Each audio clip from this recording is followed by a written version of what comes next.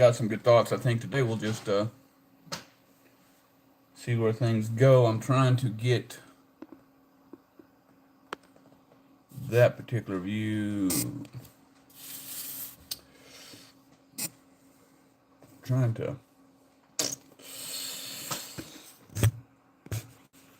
That's not working either.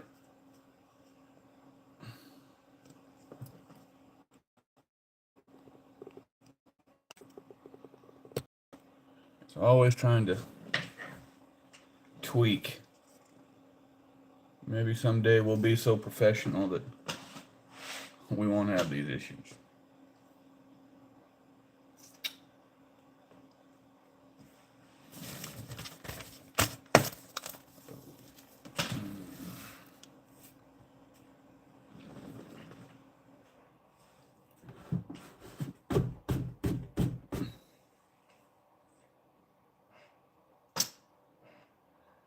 Maybe sing a little bit while we wait for some people to get on here.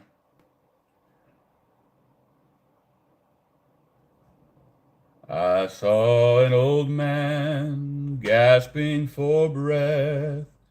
Soon he'd be gone as his eyes closed in death.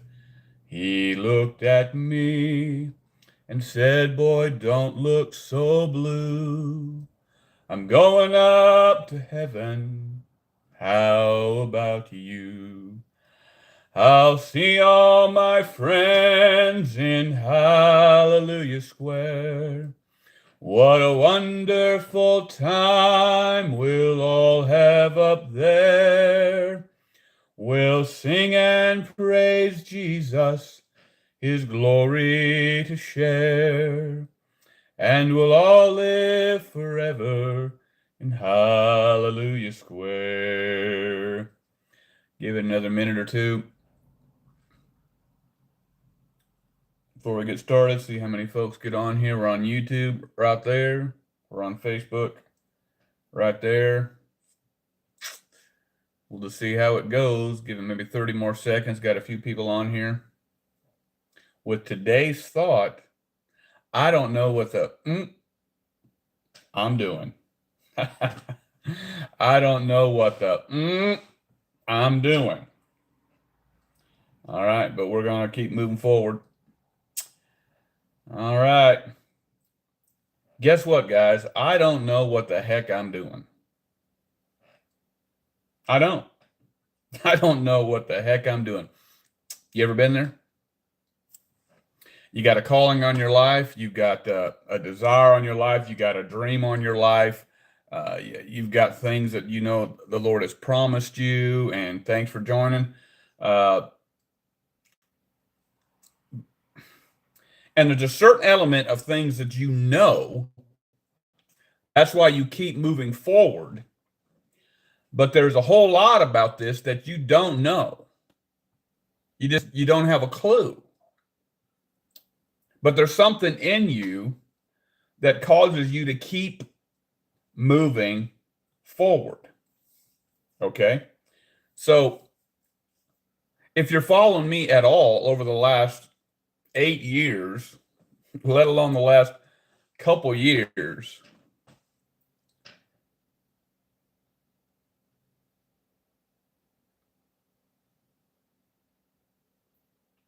you know that there's been a whole lot of ebb and flow in my life. There's been a whole lot of up and down. There's been a whole lot of questioning and physically moving and different things that have happened in my life.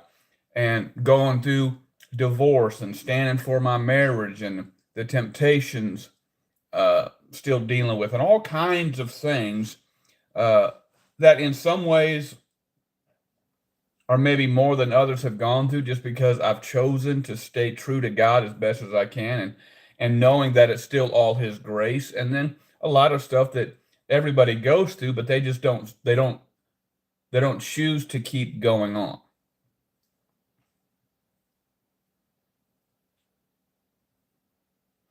And so right now, this is my 5th full-blown across state lines move.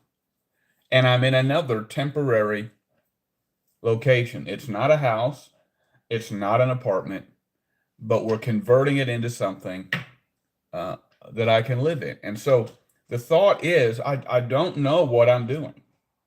Okay, I don't know what I'm doing, except I'm doing what I know God tells me to do every day, step by step, walking in the light, walking in the light that you've been given, moving forward in the next step He gives you, the next good thing, the next right thing, and I keep moving forward. But in the big scheme of things, I want to reach y'all today that just you're in that place where you don't really know. You just don't really know. Life is just, man, it's just always a question.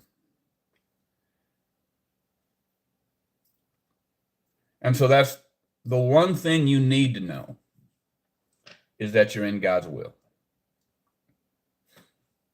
The one thing you need to know is that you're in God's will.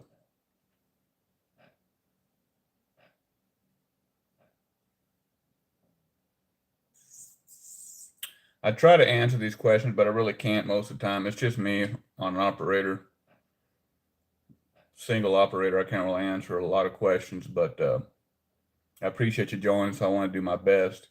Good place or bad place? Well, I'm in a good place because I'm now in the state of Tennessee that I want to be. So that might be the first indication that the Lord's probably going to bring the abundance and the promises to fruition in my life, because part of the big dream has always been to be back in Tennessee. So I am here, but a good place always just being in God's will. So right now I'm in Tennessee. For the next question, where am I from? But over the last 10 years, I've been back and forth in New Mexico, Tennessee, Colorado, New Mexico, Lubbock, Texas, back in Tennessee. Okay, just doing what God has called me to be as a man. The foundational thing being trying to restore a marriage and be available for my kids. All right. They're all older now. Circumstances have changed. And I'm here now. The whole time trying to do what God has called me to do in the teaching and the preaching, reaching out to men, helping men with their divorce recovery, helping men stand for their marriages, helping men understand masculinity are the things we're trying to deal with. With our 5 main pillars at Faithful Man: faith, family, finances, fitness, and fulfillment, and maybe a 6th one, favor. Don't know if I'm going to make it a 6th pillar or make that part of fulfillment.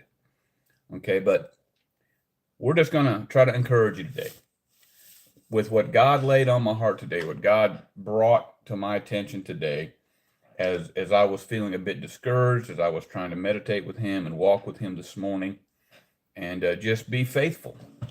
Just be faithful. So get your King James Bible out, and we're just going to go over a few of these things. Some of them we'll write down, some of them we'll just stay with. But Psalm 46:1, we'll start with that. God is a refuge and strength. Okay, God is a refuge and strength and a very present help in trouble. See, we all have to come to conclusion that even though it don't feel like it, a lot of the time that God is with us, He's always with us.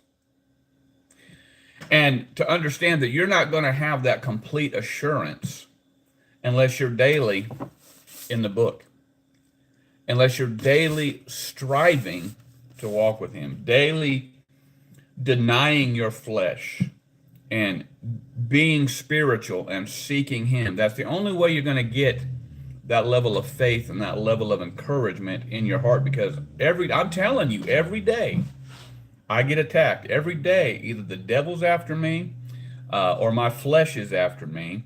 And I got to deal with that every day. I got to deal with my flesh, the devil, things around me, my own failings, my own pride, my own successes, whatever it is, I got to deal with it daily. And we teach y'all at Faithful Man who purchase our programs and give more time into their transformation, that those are things you deal with in private. If you can learn to develop these habits in private, then it will help you be more successful and stable in public.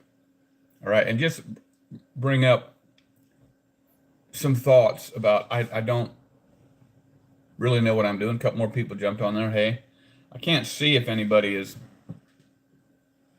joined us on Facebook like I can on YouTube. But things like the calling on my life involves teaching and preaching and coaching. And until he brings the abundance and the clients and the wealth and the stuff, I keep doing this stuff from the trenches. I keep doing this stuff from the pit. I want people to see that there's a guy out there, there's a coach out there who put his stuff forward, who was faithful during the lean times. He didn't wait for the success to come. He didn't wait for the money to come and for the clients to come. He just put his stuff out there as faithful as he could, as faithful as he knew how, during the lean times, during the time in the pit. He was just faithful.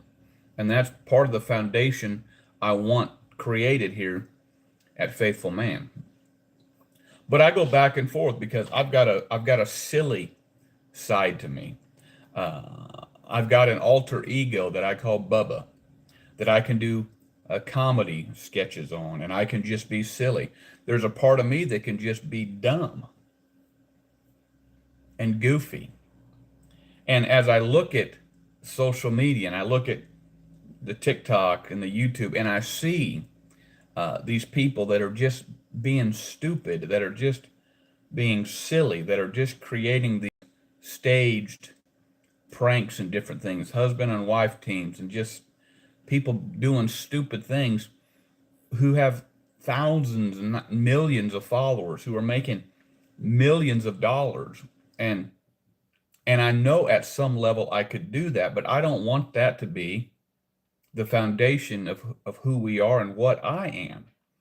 But I also recognize the fact that that's how God made me, and that he may be trying to get me to do more silly things with my alter ego Bubba. He might want me to do some more comedy sketches. I like to sing.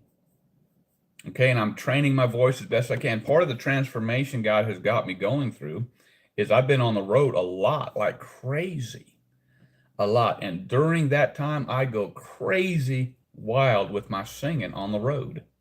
And I've noticed that as I've done that, he's taught me things to do with my voice, that I can do more with my voice that I couldn't do 8 years ago. And so I've started to put just a couple songs of me singing in the truck. I did one last week. And I got a whole lot more subscribers. Not a whole lot. I'm still under 200 subscribers, but I got like 15 new subscribers just because of the singing video I did. And I'm glad that helped, and I'm glad people are enjoying that stuff. But I want to help people. I want to help men fundamentally with life, with their marriages, with their homes, with their businesses, with serious content. But that's part of me not knowing what I'm doing. So I just want to encourage you. But God is with you always, even if it doesn't feel like he is. He's with you always. Okay? Now, am I getting back? Here's something else. I'm just going down the list. Okay?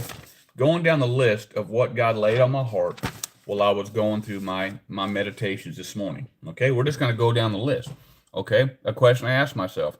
Am I getting back on the wagon of just waiting and doing what he leads me to, and getting off of this dating scene? Here's where that's coming from. I've been standing for my marriage for 10.5 years, believing with all my heart, still believing that God's going to restore my marriage. But about 4 months ago, I finally got tired of waiting. And I just told God, I'm tired of waiting. I still believe you're going to restore the marriage, but I'm tired of being without women. I'm tired of being without the connection, and I'm going to start dating. And I got on these online apps, probably started doing that 4 months ago. And 100%, 100 flipping stinking percent of everything I did online has just been nothing but a bunch of scammers, nothing of any kind of follow through. I'm talking, and I got to the point where, listen, I'm willing. Listen, if it means I got to have sex with women until I find the next one, I'm willing. And I told God that, Lord, I am willing to do this. I'm tired. I'm tired. And I don't hide stuff. I don't lie about stuff. I put it out there. I'm tired. And even the sites where they're supposed to just be people just want to hook up for sex. Oh, all kinds of people reaching out, but nobody following through. Everybody wanting money. All kinds of scams going on. I had 5 or 6 that I thought real genuine connections after I weeded through a bunch of scammers. And then after 4 or 5 or 6 of those, weeded out 4 more of them after a few weeks to maybe a month or two, turned out to be scammers. I had 2, one that I spent about over 2 months with that I thought was very genuine, and we were trying to make arrangements for hookup. But I proved her to be a scammer. She sent me a photo like, hey, how do you think about me today? And I said, well, you already sent me that photo before, so now I know you're a scammer. And another one over 3 months. I mean, making plans on meeting, actually buying plane tickets to come out and see me, and something falling through, and she needed another ticket or something happened, whatever. And even after that, we still continued for another month, thinking it was genuine, thinking it was real. And I really was making plans just for it to not happen. And finally, after 4 months of dealing with all that stuff, the last couple of days, I said, okay, Lord, maybe I just need to give up. Just need to give up again. You either are going to restore my home and you're going to keep me away. There was a woman introduced to me, and she's got back with me who she just wants to have sex. And I'm willing. But she's backed out of that. Okay? And I've told God, Lord, I'm willing to do this, but I'm also willing to let you, and I'm not willing to keep waiting. I'm not willing to keep not putting myself out there for that kind of companionship. I'm tired of being alone. But if you want to make me willing, I'm willing to let you be willing to make me more willing to do what you want to do. I give you permission to stop this stuff in my life. I know it's not right. Listen, here's what most people won't say. I'll say 99% of people won't say. Let me see there. But would Jesus Christ be happy if you hooking up with one woman to the other? Now you need to understand that me being vulnerable and being honest doesn't mean I'm justifying it. See, most of y'all can't figure that out. Most of y'all don't understand that. And me being vulnerable is going to cause some of you just to beat me up. But I'll answer the question. No, he's not necessarily going to be happy with it, but let me explain what's going on. Perhaps we should listen to her part of her story. See, you're already being ridiculing. I was a jerk, but see, you're already beating me up. I was the jerk. I was the problem. But here's what you don't understand. There's always 2 in every marriage. There's always 2 in every marriage. Okay? I had to work on myself. There's no question about it. I was a prideful, selfish, angry jerk, and she did feel unheard. Okay? It doesn't justify what she did. It doesn't justify people leaving their marriages. You ought to try to work on it. But I decided, okay, I'm going to work on myself. I see it. I see it. And I've changed. And the man I am today would not recognize the man 10.5 years ago. Absolutely. And she's even acknowledged it. And when we're together, she even flirts with me. Okay? But she won't come back. Okay? She won't come back. She's got to deal with her own self. Okay? Everybody's got to deal with their own demons. All I can do is deal with me, and all I can encourage is you to deal with you. But if she's not willing to come back, that's on her. I can't change that.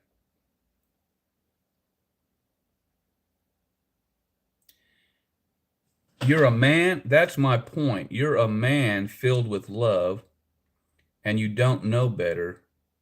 You weren't a jerk, you were just ignorant, but not prideful. No, I was a selfish, angry, prideful jerk. I don't live there anymore. I don't live in the past anymore. My family still tries to filter me through the past. But hey, all you can do is work on yourself. And that's what I try to encourage on this channel. You work on yourself. And so that's where I'm at. Now, here's the thing people don't want to talk about, they don't want to say, but I'm going to say it.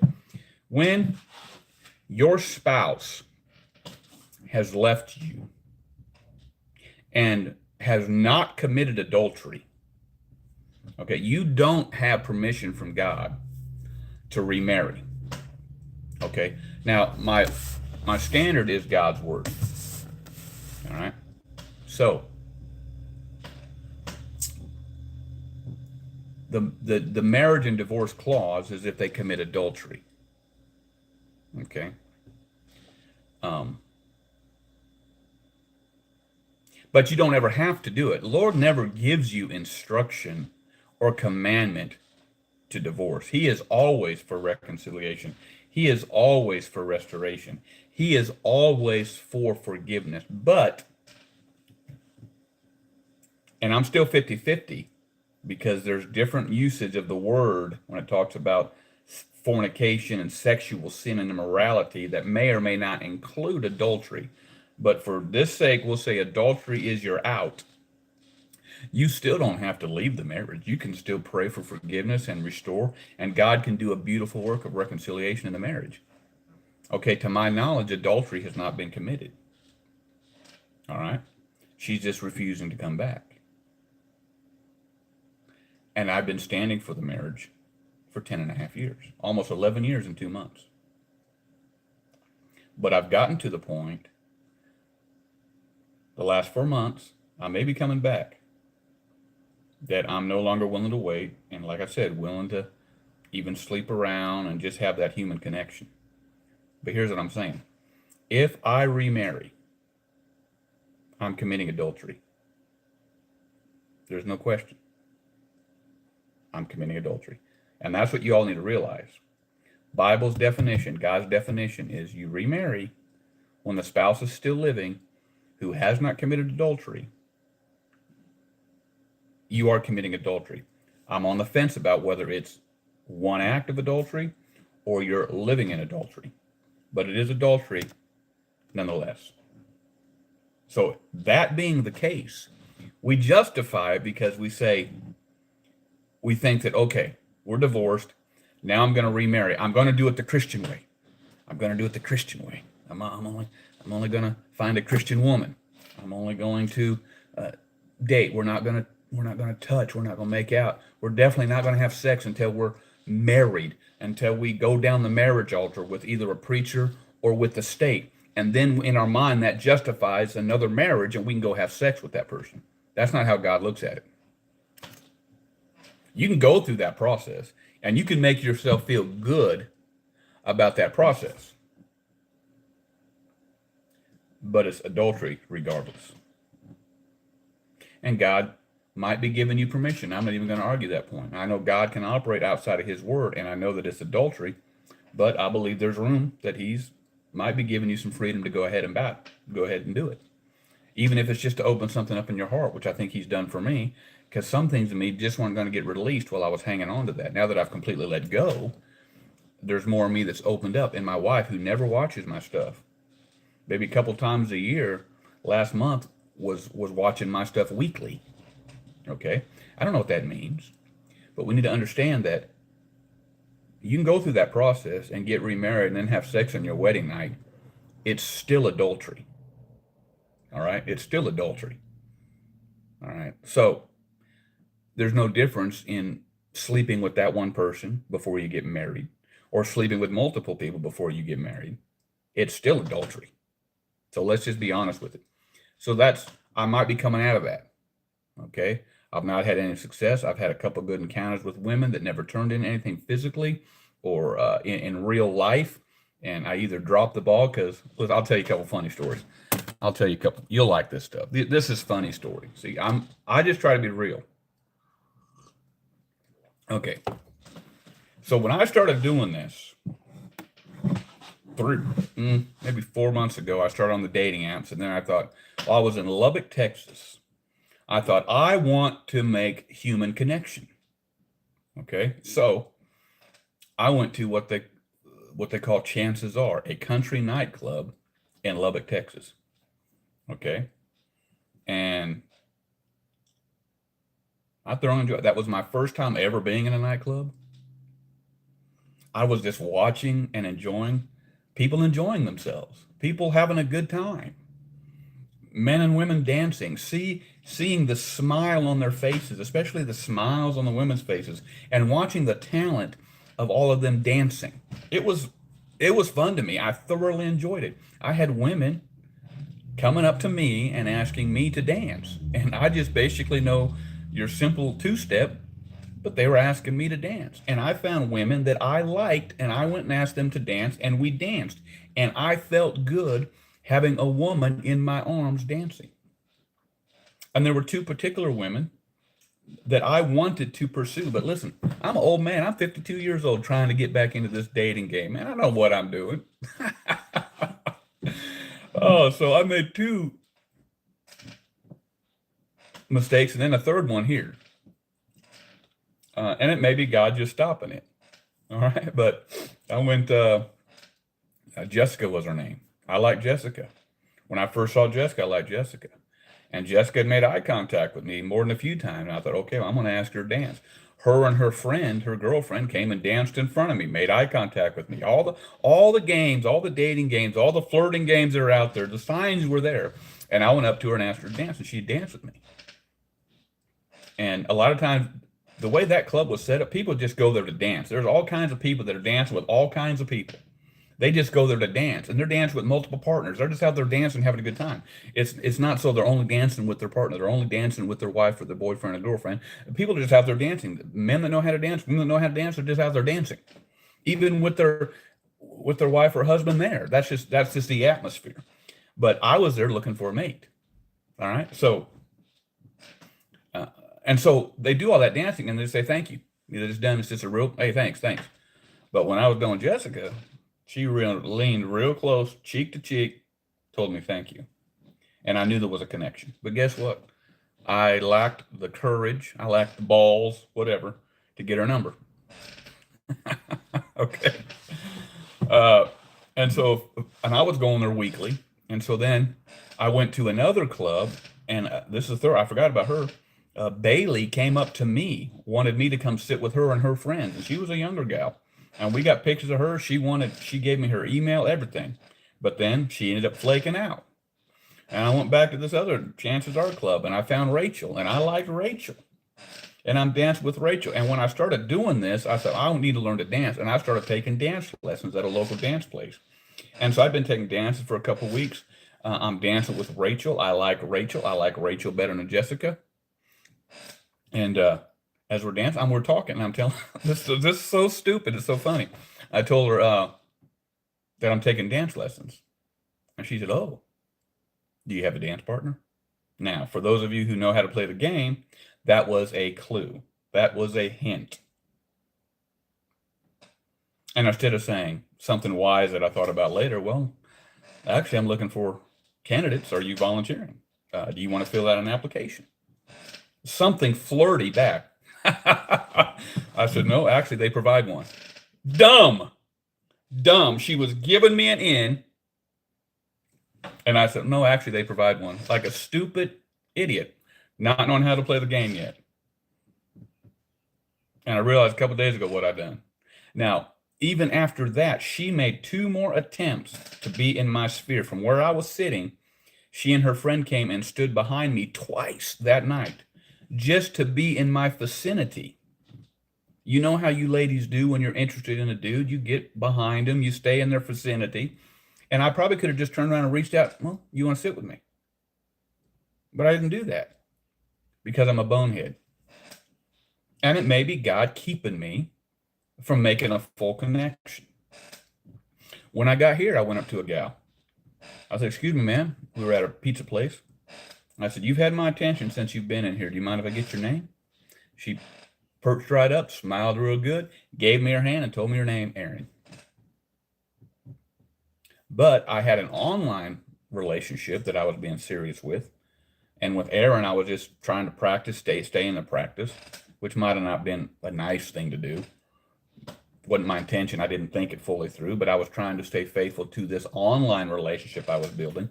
And so I didn't get her number. So all of this, nothing's happening. And I have to believe God is stopping it. But I still haven't fully crossed over to where I'm not willing to look for female companionship. So anyway, that was a long story. Had no intention of going there. Let's finish up with some more of today's thoughts. Hebrews 13:5, he will never leave me. He'll never leave me. And then another thought. Again, I'm just going down my thoughts and I'm writing them down as God leads me and talks to me and helps me. All right. So I'm wanting to build a ministry and I need a building. I need facilities. So while I'm doing my meditations this morning, he puts a thought in my mind. Maybe you should start looking for a building. I wrote that down. And then the main thoughts I had just for teaching today, like, I don't know what I'm doing, or it ain't meant to be easy. This Christian life and pursuing God and getting what he wants out of you and being all that he wants you to be, it ain't easy. It ain't meant to be easy. Isaiah 49:15, he is like a loving mom who never forgets her kids. These are just reminders that God loves us and he never leaves us. Exodus 14:14, he will fight for me. Deuteronomy 31:8, he goes before me. He's with me. He does not leave me. He does not forsake me. I don't have any need to fear or to be dismayed. Joshua 1:9, one we all know and love. Look it up if you don't know it. Psalm 91:5, there will be terrors. There will be arrows shot at you. You will have to deal with pestilence. You will have to deal with destruction. It's not meant to be easy. We're going to go through hard times. Psalm 34:19, you will have many afflictions. Many are the afflictions of the righteous. These are just some things. And then he gave me the thought again that he gave me last week. He reminded me of it again today. There are two ways to deal with giants. Two ways to deal with giants in your life. Now, we're going to dive more into that. It's going to be a whole lesson or even a series. But some of y'all need to quit waiting to hear from God. A lot of y'all are saying you're waiting to hear from God. And that all that means is you're not moving forward. You're not taking the steps of faith. You're not walking in the light you've been given. You're waiting for everything to be perfect. You want to see 2 miles ahead when God has just given you enough light to light your step for 1 or 2 steps. But you want to see everything, and you're waiting to hear miracles. You're waiting to hear from God on specific things, and you don't need to hear from God. You need to listen to the giant, like David. David didn't hear from God about slaying Goliath. He just heard what Goliath was saying, and it was enough for him to say, is there not a cause? And he went and killed that dude. He didn't need to hear from God. A lot of y'all are waiting to hear from God, and he's already spoke. You already know. You don't need anything else to happen. Just go do it. Or another way you can listen to the giants is you can simply let them scare you, like the spies did. They let them scare them. Somebody on here liked me. I don't know who it is on Facebook. They let the giants scare them. How are you going to deal with giants in your life? A couple more thoughts. Guess we'll end on this one. That being faithful doesn't mean without failure. Being faithful does not mean being without failure. You are going to fail. And if you're trying to serve God, you are going to fail. You know who doesn't fail? Those who aren't trying. Those who aren't moving forward. Those are the ones that don't fail. The ones who fail are the ones who are attempting to do things. So being faithful doesn't mean that you will not have failure. I look at every one of the Bible God used in huge ways were all major failures at some level. Okay? So anyway, that is today's thoughts. If you want to reach out to us, invest in our programs. We've got, I don't know, 5 or 6 different programs. We also try to cater to your particular situation, to cater to your time and your budget for some transformation in your life. You can reach out to us at 970-404-7165 or faithfulman513 at Gmail. Reach out. We got a couple of free resources we can send you. We can get on a call with you to see what you might or might not want to invest in, or you just keep tuning into our YouTube stuff. That everything on here is free, and we give good content, and we're just trying to follow the Lord. If you've got any suggestions for me over here at Faithful Man, reach out to us. I mean, I need all the help I can get. But until we meet again, keep your eyes on Him.